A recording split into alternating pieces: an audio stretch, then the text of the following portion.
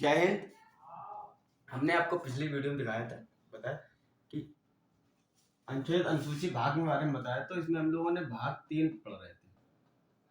भाग 3 पढ़ा है। भाग 3 में 12 से 35 तक का अनुच्छेदों का वर्णन दिया गया अनुच्छेद। तो इसमें हमने आपको 22 तक लिखवा दिए थे, 22 तक कंप्लीट हो गए थे। अब आगे याद देखेंगे 23 से। 23 में किसका वर्णन दिया गया है? 23 में दिया गया है बालाश्रम का।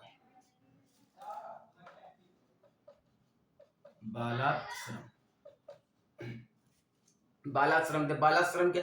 बालाश्रम में आप किसी भी व्यक्ति से जबरदस्ती काम नहीं करा सकते कि ये नहीं कि हाँ तुम्हें मेरा काम करना ही पड़ेगा, ऐसा नहीं है। अगर उसकी इच्छा है तो करेगा, नहीं इच्छा तो नहीं करेगा। आप चाहे किसी मजदूर को लाए कि भैया 9 से 5 बजे तक आपको कार्य करना पड़ेगा, लेकिन वो 2 बजे तक ही कहे, मुझसे 2 बजे ज्यादा नहीं करेंगे काम। अगर वो कहे 2 बजे ज्यादा काम नहीं करेंगे तो उसको आप 5 बजे तक काम नहीं करा सकते, जबरदस्ती काम उससे नहीं करा सकते, चाहे वो कुछ भी। लेकिन हाँ ये है कि उसे 9 से 2 बजे तक की मजदूरी दे दीजिए, उससे आगे तो आप उससे काम नहीं करा सकते। अगर उसकी इच्छा है तो आप वो तो काम करा ही सकते हैं। ठीक है। बालाश्रम, इसमें एक शब्द और जुड़ता है बेगारी का। बेगारी,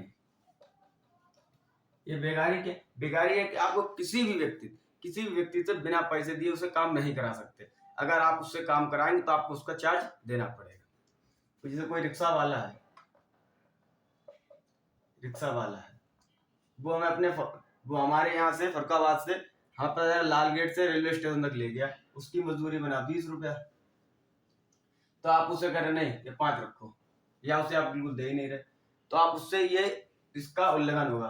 तो इसका उल्लंघन करके वो आप पे केस करते हैं, भैया ये हमारे मजदूरी के पैसे नहीं दे, आपको इसका पैसा उससे देना ही पड़ेगा। अगर आपने उससे कार्य कराया है तो आप उसको उससे पैसा देना ही पड़ेगा। और 24 में आते हैं। 24 में आते हैं बाल श्रम, 14 वर्ष तक के बच्चों के लिए बाल श्रम। आप 14 वर्ष तक के बच्चों से कोई भी कार्य नहीं करा सकते हैं। 14 से 18 के जो है आप उनसे हल्का फुल्का काम करा सकते हैं, वो भी भारी नहीं, हल्का फुल्का जो भी है। भारी के लिए जैसे काम हो जाता है कि आपने उसे लोहे कंपनी में डाल दिया है, जहां पे लोहे का काम होता है आपने उसे वहां छोड़ दिया, या स्टील में, एल्युमिनियम में, या बिजली में। ये काफी काम रिस्की होते हैं, तो आप उससे में भी इससे काम नहीं करा सकते। हल्का फुल्का 14 से 18, 14 वर्ष तक के 14 वर्ष से जो डाउन बच्चे होंगे उससे आप कोई भी कार्य नहीं करा सकते। ये किसका? 24 का उल्लंघन कहलाएगा। ठीक है। अब 25 में धार्मिक स्वतंत्रता। धार्मिक स्वतंत्रता ये धार्मिक स्वतंत्रता क्या है कि कोई भी व्यक्ति किसी भी धर्म में जा सकता है, कोई भी व्यक्ति कोई भी धर्म अपना सकता है। जैसे कोई हिंदू है मुस्लिम में चला जाए, मुस्लिम है हिंदू में चला जाए। धर्म क्या है? धर्म तो देखा जाए तो एक परवरिश करने के लिए होता है, मतलब उसमें उसकी परवरिश होती है और कुछ नहीं। परवरिश होती है, जैसे किसी ले लीजिए कोई क्रिश्चियन का लड़का, ईसाई का, और एक मान लीजिए पंडित का। ठीक है। पंडित, आप इसके बेटे को यहाँ पे छोड़ दीजिए 2 महीने के लड़के को, और इसके बेटे को यहाँ पर छोड़ दीजिए। ठीक है। ये क्या है? धर्म में परवरिश होती है सिर्फ। आप जैसे पंडित जी का लड़का ईसाई में गया हुआ है तो वो बड़ा होके क्या ईसाई धर्म मानेगा, वो माय गॉड करेगा। और जो ईसाई का लड़का पंडित जी में वो अपनी संस्कृत पढ़ेगा, हवन पूजा करेगा। तो ऐसा ही है कि कोई भी धर्म कोई भी व्यक्ति मान सकता है, उसमें आप किसी प्रकार से नहीं रोक सकते। चाहे जो धर्म अपना, बौद्ध धर्म, जैन धर्म, कोई भी धर्म अपना सकता है अपना, क्रिश्चियन, सिख धर्म, कोई सा भी धर्म अपना सकता है, उसमें आप उससे नहीं रोक सकते, कोई भी धर्म अपना ले। 26 में ये अपने व्यक्तित्व रूप में अपना कोई धर्म अपना सकता है, इसलिए सामूहिक रूप से धर्म कार्य कर सकते हैं। धार्मिक कार्य सामूहिक रूप से धार्मिक कार्य कर सकते हैं। जैसे अभी ईद आने वाली है, और नवरात्रे चल रहे हैं, इस समय नवरात्रे चल भी रहे हैं। तो क्या जैसे नवरात्रे हैं तो अभी आप देखेंगे बाहर पंडाल लगे हुए हैं, रोड पर पंडाल लगे हुए, तो इसमें क्या सामूहिक अगर कार्य कर रहा है, इसमें थोड़ा समाज को थोड़ी तकलीफ होती है तो होने दो, वो थोड़े टाइम के लिए, उससे कोई दिक्कत नहीं आती है। जैसे पंडाल लगे हुए हैं तो कितने दिनों के लिए लगेंगे वो? 10 दिनों के लिए, 10 दिनों के लिए लगेंगे। और अभी रमजान शुरू हो गए, ईद आने वाली, ईद पर क्या होते हैं लोग, ईद पे सामूहिक रूप से नमाज पढ़ते हैं। तो कई लोग तो क्या सड़कों पर भी पढ़ते हैं। भैया जब आप सामूहिक रूप से कोई कार्य कर सकते हो तो इनका भी पूरा 26 में इनको भी दिया गया अधिकार, ये भी सामूहिक रूप से करते, तो इसमें कोई भी सामूहिक रूप से अपना कार्य कर सकते हैं। अब ऐसा नहीं है कि वहां पंडाल लगा तो आप वहां 10 साल के लिए पंडाल ही खड़े हुए तो सरकार आ जाएगी, भैया ये क्या है तुम्हारा, ऐसा नहीं कर सकते। सामूहिक रूप से 10-5 दिन के लिए गणेश उत्सव बनता है, कोई भी जैसे है सामूहिक कार्य होता है, तो उसमें थोड़े दिनों के लिए अगर दिक्कत होती है तो होने दो, इसमें आप अपना कार्य कर सकते हैं, सामूहिक रूप से अपना कार्य कर सकते हैं।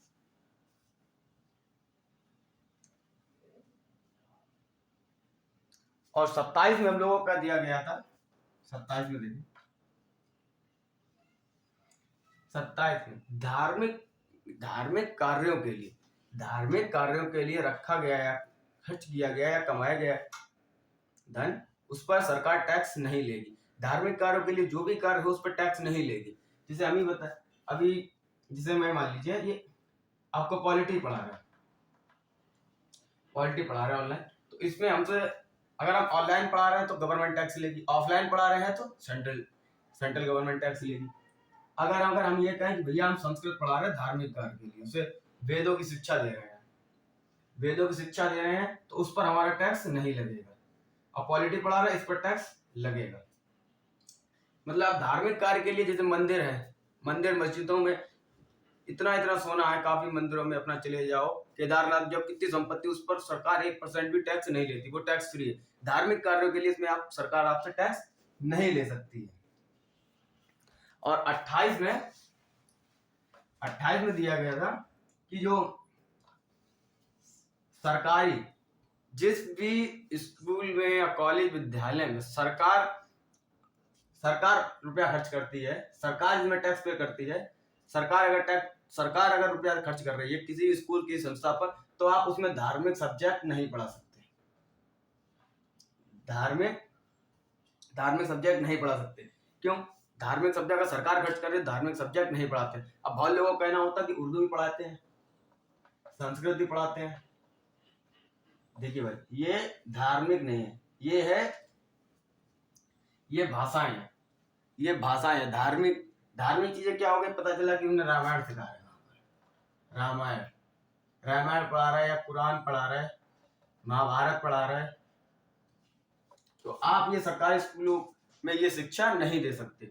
सिर्फ धार्मिक चीजें नहीं पढ़ा सकते। टाइम दिया गया उर्दू, जैसे उर्दू पढ़ा सकते हैं, संस्कृत पढ़ा सकते हैं, क्योंकि ये भाषाएं हैं, ये भाषा ये आराम पढ़ा सकते हैं, लेकिन आप धार्मिक सब्जेक्ट नहीं पढ़ा सकते हैं। और 29 में आते हैं अल्पसंख्यक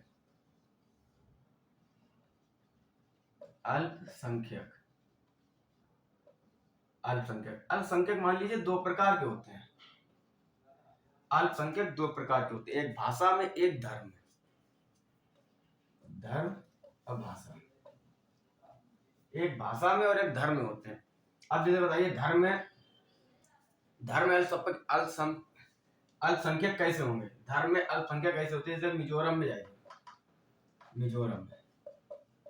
मिजोरम में करीब 83% हिंदू हैं, ईसाई हैं। मिजोरम में 83% ईसाई है और 17% हिंदू हैं। तो जो 17% हिंदू हैं तो ये अल्पसंख्यक में आएंगे, ये अल्पसंख्यक। और भाषा, जैसे हमारे उत्तर प्रदेश में, यूपी में हिंदी बोली जाती है, हिंदी भाषा बोली जाती है। अब अगर इसमें कोई इंग्लिश बोल रहा है, अगर जैसे हमारे यहाँ जैसे यूपी में 30-33 करोड़ प्लस जनसंख्या है, तो इसमें अगर 30 करोड़ लोग हिंदी बोल रहे हैं, हिंदी भाषा बोल रहे हैं, 30 करोड़ हिंदी बोल रहे हैं और 3 करोड़ प्लस इंग्लिश बोल रहे हैं, एग्जाम्पल ले लीजिए, तो ये अल्पसंख्यक में आ जाएंगे, ये भाषा में अल्पसंख्यक में आ जाएंगे।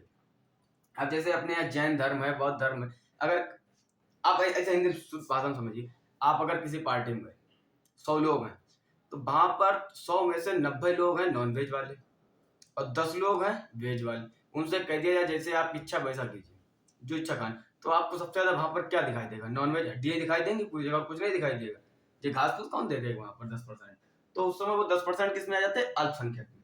ये अल्पसंख्यक होता है।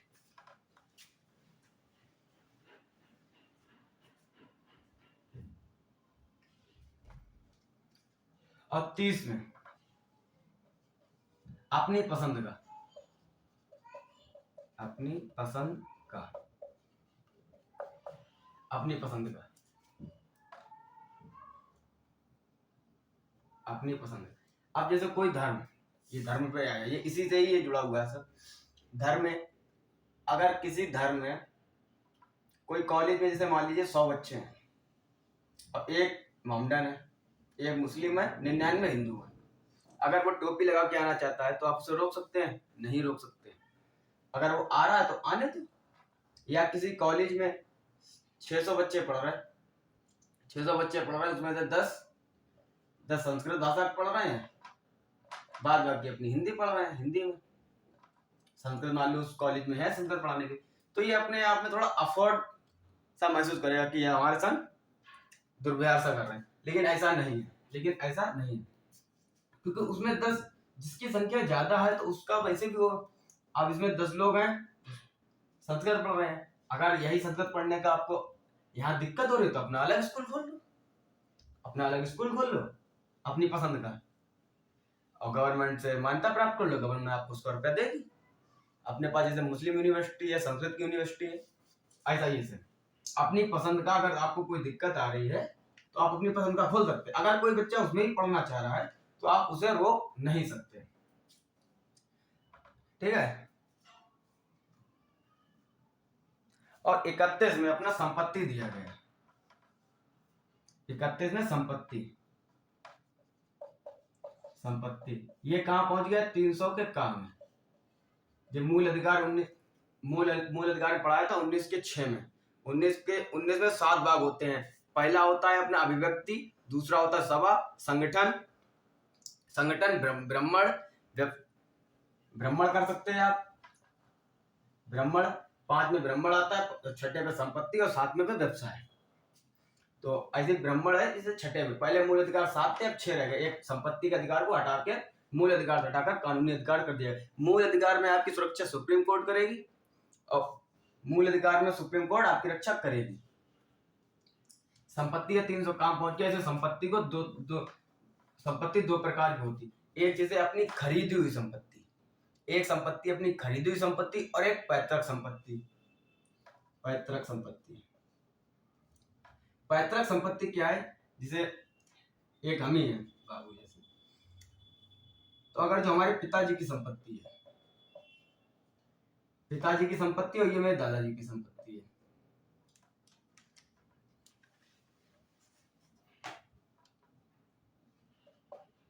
दादा पिताजी की, और ये हम है, ठीक, और ये हमारे बच्चे हो गए। अब जैसे दादाजी की संपत्ति है, दादाजी की संपत्ति है, ये हम ले सकते हैं। दादाजी की संपत्ति पिताजी नहीं ले सकते। जैसे अगर वो देना चाहे तो ले सकते हैं, मतलब ये नहीं है कि ये जो हमारी संपत्ति अगर कुछ भी है, ये हमारा मारकर ही हमारी संपत्ति, ये इस पे हमारे बच्चों का हक नहीं है। ये हम चाहे दान कर दें, कुछ भी कर दें, इसमें वो कुछ नहीं कर सकते। अगर हमारी पैतृक संपत्ति अगर हम कोई दान करते हैं तो उसमें ये पीछे वाले आ जाएंगे, जितने भी बच्चे हैं सभी के लाओ, साइन करो, तब आप दान दे सकते हैं। अब जैसे मेरी दादाजी की संपत्ति है, उस पर अगर मेरे पिताजी का नहीं, ये संपत्ति हम दान करेंगे दादाजी वाले, तो वो दान नहीं कर पाएंगे हमारी इच्छा के बिना, हमारी इच्छा के बिना वो संपत्ति दान नहीं कर पाएंगे। उसमें हमारे भी साइन चाहिए होंगे कि हाँ ये भैया ये भी तैयार है दान करने के लिए, तो दान कर सकते हैं। और हम अपने पिताजी की संपत्ति, अगर पिताजी की संपत्ति है, जो भी संपत्ति है, तो उसमें हम अगर पिताजी की जो संपत्ति है वो दान करना चाहते हैं तो उसमें हम हस्तक्षेप नहीं कर सकते। लेकिन दादाजी की संपत्ति अगर कोई पिताजी कहें कि हम दान करें तो उसमें हम हस्तक्षेप कर सकते हैं कि नहीं, अगर हमारे साइन होंगे तभी दे सकते हैं। तो इसी में 31 में दिया गया था, 31 में ये दिया गया संपत्ति में, और 32 में संवैधानिक उपचार।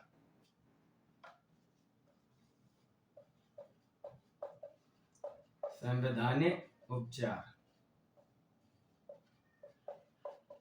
संवैधानिक उपचार में 5 बातें कही गई हैं। संवैधानिक उपचार में 5 बातें कही गई। नंबर 1 है बंदी प्रतिरक्षक। बंदी प्रतिरक्षक। बंदी प्रतिरक्षक। बंदी प्रतिरक्षक का ये महत्व है, अगर आपने किसी दरोगा ने बंदी को गिरफ्तार किया है तो उसको 24 घंटे के अंदर न्यायालय में पेश करना होगा, मजिस्ट्रेट के सामने। जैसे हम लोग जिला में मजिस्ट्रेट होते हैं, उनके सामने आपको 24 घंटे के अंदर पेश करना ही होगा। के अंदर पेश करना ही होगा, 24 घंटे के अंदर पेश करना ही होगा। लेकिन ये लोग जो दरोगा थानेदार होते हैं, ये बहुत बेहोद, क्या वो बहाना ढूंढ ही लेते हैं। अब पता चला जैसा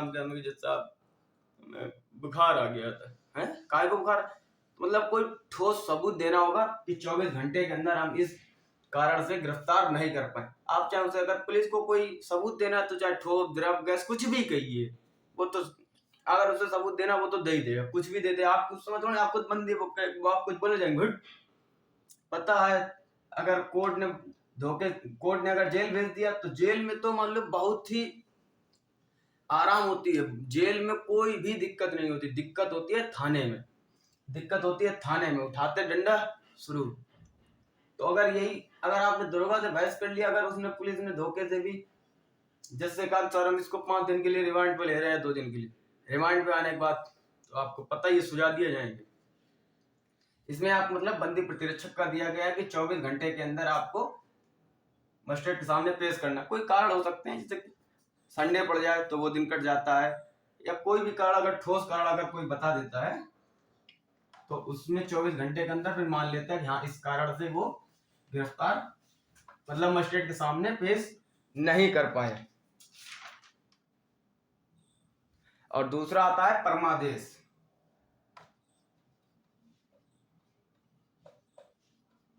परमादेश आता है। परमादेश का आदेश होता है कि जैसे हम आदेश देते हैं, जैसे हमारी किसी भी सरकारी स्कूल में, परमादेश का में किसी भी सरकारी विद्यालय में कोई टीचर है, एडमिशन कराने गया कोई, और टीचर है, प्रिंसिपल सभी होते हैं, कॉलेज में वो कराने गया अपना एडमिशन, बच्चे का सर एडमिशन, वहां देखा प्रिंसिपल है नहीं, टीचर ससुराल गया हुआ है, और जो मैम बैठी है वो वहां स्वेटर बिन रही है। तो वहां पर अगर किसी ने नहीं सुना, अगर वहां पर कोई नहीं, तो आप सीधे कहां जा सकते हैं? Supreme court. सुप्रीम कोर्ट जा सकते हैं। वहां पर फिर सुप्रीम कोर्ट से देगा आदेश, सुप्रीम कोर्ट देगा कि आदेश, कि हम आदेश देते हैं कि इस पर कार्रवाई की जाए या इस पर देखा जाए। अगर वो गया, उसमें अगर जज सख्त हुआ तो तुरंत भेज देगा, वरना अगर मामला आपका पेंडिंग चला गया, फिर चला गया सरकारी काम, तो आपको पता ही है क्या है स्थिति। तो यही है सेम इसमें। तो इसमें आदेश देना होता है कि अगर कोई व्यक्ति सरकारी कर्मचारी सही काम नहीं कर रहा, तो उससे ऊपरी स्तर का जो व्यक्ति उसे आदेश दे सकता है कि हाँ ये क्यों नहीं है। अगर जज कड़क हुआ, जांच बैठा दी, जांच के लिए देखने गए, वहां पर पता चला सब गलत है, लेकिन फिर भी जो जांच करने गए, उन्हें भैया कितना चाहिए आपको, लिया धक्का, सरकार में गए छोटा, पता है क्या करके आए तुम। बस यही है कि जो भी सरकारी कर्मचारी है, अगर वो कार्य सही से ना करे, तो उससे ऊपरी का, जो ऊपरी लेवल का व्यक्ति है, तो उस पर आदेश कर सकता है। जैसे डिस्ट्रिक्ट कोर्ट से हाई कोर्ट कर सकता है आदेश, और सुप्रीम कोर्ट हाई कोर्ट को आदेश दे सकता है। अब ऐसे ही थानेदार होता है, वो दरोगा को आदेश दे सकता है। एसपी है, वो सभी थानेदारों को आदेश दे सकता है, वो दरोगा को भी आदेश दे सकता है। डीजीपी होता है, वो सभी एसपीओ को आदेश दे सकता है, आईजीओ को आदेश दे सकता है, आईपीएस अधिकारियों को आदेश दे सकता है।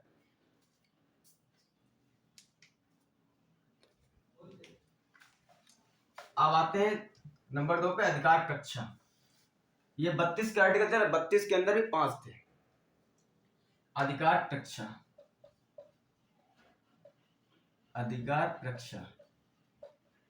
देखिए अधिकार कक्षा क्या है कि अपनी वैल्यू से ज्यादा आगे बढ़ना, आप कोई मान लीजिए सरकारी हॉस्पिटल है, एग्जाम्पल में सरकारी हॉस्पिटल है, हॉस्पिटल है, आप सरकारी अस्पताल में गए, कुत्ता ने काट लिया, अब वहां पर देखा जो नर्स झाड़ू लगा रही है, वहां पर कोई क्या कुत्ता ने काटा, आओ हम इंजेक्शन लगा दें। तो ये क्या हो रहा है, आपके साथ खिलवाड़ कर रहे हैं ना। तो ये है अधिकार परीक्षा कि आप अपने अधिकार से आगे क्यों जा रहे हैं। जो काम है आपका वो करिए, जो काम आपका है वो करिए। कुत्ता की अगर सुई लगाने के पास किसी और के पास है तो वो लगाएगा, आप कौन होते लगाने वाले। लेकिन ऐसे ही पब्लिक है तो भैया डॉक्टर पता नहीं कब आएगा, उसमें क्लिनिक पे आएगा, हम ही लगवा लो, जिससे मिल रहा लगवाने को लगवाएंगे। और बहुत से क्या होता है, जैसे स्टेशन मास्टर ही मान लीजिए, अपने तो स्टेशन मास्टर है, स्टेशन मास्टर है किसी का, ग्रुप डी का कोई कर्मचारी है, ग्रुप डी का कर्मचारी, तो वो 7 8 10 साल रहता है तो उसे तजुर्बा अनुभव सब हो जाता है। लेकिन जो काम स्टेशन मास्टर का है, अब पता चला कोई सी गाड़ी आ रही है, अरे ये शताब्दी आ रही है, शताब्दी गाड़ी आ रही है, इसे 1 नंबर ले लो। अब स्टेशन मास्टर के साथ ग्रुप डी वाला का है तो उसे अनुभव तो हो जाता कि ऐसे करने से ग्रीन सिग्नल हो जाएगा या रेड हो जाएगा, यहाँ पे गाड़ी इस पे प्लेटफॉर्म पे आ जाएगी।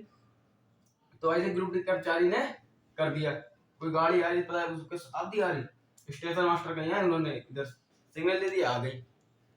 अब मान लो अगर सही है तो आ गई, अगर बाई चांस कोई दुर्घटना हो जाए, कुछ भी हो जाए, तो किसके ऊपर नाम उठेगा, स्टेशन मास्टर के ऊपर। तो नाम किसका आएगा, स्टेशन मास्टर के ऊपर, कि भैया तुम कहाँ थे, या कहेंगे स्टेशन मास्टर तबियत खराब, तो आपको एक नोटिस देना पड़ेगा, कारण बताओ नोटिस, कारण बताओ नोटिस देना पड़ेगा, उसमें आपको कारण लिखा होगा, अगर माफ करने लायक है तो करें, वरना ठीक है। अधिकार परीक्षा ये हो गई।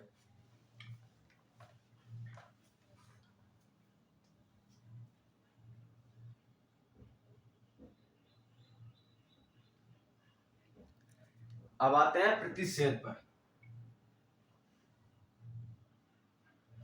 प्रतिषेध, प्रतिषेध क्या है, जैसे प्रतिषेध हमारे जब कोई कोड गलती कर देता है, जब कोई कोड गलती कर दे, ठीक है, अगर जब कोई कोड गलती कर दे तो उसे रोकने के लिए तब क्या होता है। अब जैसे किसी कोड ने गलती कर दी, अब कोई काम, अब जैसे कोई काम डिस्ट्रिक्ट कोर्ट का है, जैसे हमारा फरुखाबाद है तो फरुखाबाद कोर्ट का कोई काम है, अब फरुखाबाद में मर्डर हुआ, किसी ने हत्या कर दी, फरुखाबाद में हत्या कर दी किसी ने, और केस कहाँ चला रहा है, लखनऊ में। अब अगर डिस्ट्रिक्ट कोर्ट पूछेगा, हाई कोर्ट पूछेगा कि भैया जब ये मर्डर फरुखाबाद में हुआ तो हाई कोर्ट मुकदमा क्यों चला रहे, वो लखनऊ कोर्ट मुकदमा क्यों चला, जिसका काम है उसी को तो तुम क्यों बीच में आ रहे। इसीलिए इसमें प्रतिषेध है, जिसका काम है वही करे। अगर कोर्ट गलती ये कर दिया कि भैया फरुखाबाद का केस तुम लखनऊ क्यों लड़ा रहे, अपने फरुखाबाद में लड़ाओ केस, तो इसकी जानकारी प्रतिषेध हम लोगों को मिलती है। अब आगे चलते हैं नंबर 5 पे।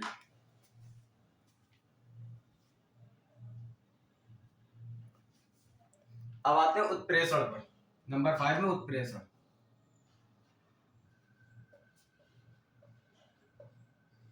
अब यही वाला जो सेम अभी आपने आपको बताया कि फरुखाबाद का केस लखनऊ में चल रहा था, तब अगर उसने पता चल गया कोर्ट को तो प्रतिषेध करके अपना जहां का है वहीं पहुंचा देगा। अगर बाई चांस नहीं पता चल पाया, उत्प्रेषण में नहीं पता चल पाया, केस सुना भी दिया, मुकदमा भी हो गया, जेल में चला गया, सब काम हो गया, बात मीडिया तक भी पहुंच गई, सब कुछ पहुंच गई, फिर क्या होगा, फिर जो सुप्रीम कोर्ट किसकी क्लास लेगा, पहले तो हाई कोर्ट की लेगा कि तुम इतने दिनों तक कहाँ थे, हाई कोर्ट फिर आएगा डिस्ट्रिक्ट कोर्ट में, डिस्ट्रिक्ट कोर्ट में कहेगा कहाँ थे भैया इतने दिनों से तुमने जो सब काम कर दिया, तब पता चल रहा है। तो भाई इसमें यही है कि अगर कोई काम कोर्ट गलती करते, पूरी बात देश फैल जाए, सब कुछ हो जाए कि हाँ ये गलत हुआ, तो उसमें समझाने के लिए फिर आते हैं सुप्रीम कोर्ट। फिर सुप्रीम कोर्ट अपना सुनाता है फैसला कि हाँ ये गलत था, ऐसे नहीं ऐसे किया जाएगा। ठीक है, आज हमारा अनुच्छेद 32 तक खत्म हो गए। भाग 3 आज हमारा समाप्त हुआ। भाग 3 आज हमने समाप्त कर लिया। द एंड आज हमारा भाग 3 समाप्त हुआ। कल हम लोग अगली वीडियो में भाग 4 के बारे में देखेंगे। तो चलिए बस आज के लिए इतना ही। बस हम लोग आप लोगों को बस इतना ही मांगते हैं और कुछ नहीं।